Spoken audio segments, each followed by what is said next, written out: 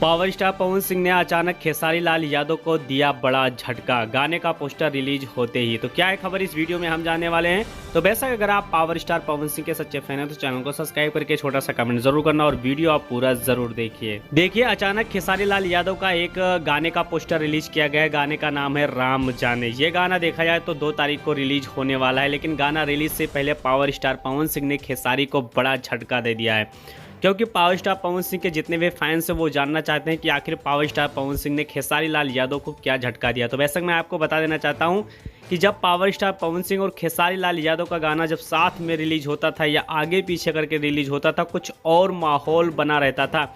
लेकिन आजकल अगर खेसारी लाल यादव का गाना आता है और पावर स्टार पवन सिंह का गाना नहीं आता तो बिल्कुल माहौल सा नहीं लग रहा है कि हाँ वाकई में किसी का गाना रिलीज हुआ है।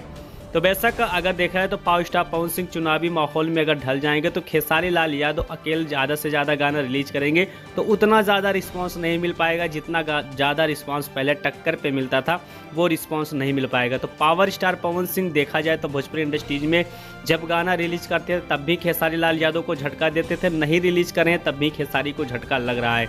तो बेशक इस पर आपका क्या राय चल रहा है, जो भी राय होगा कमेंट बॉक्स में कमेंट करिए और मिलते हैं आपको अगले वीडियो।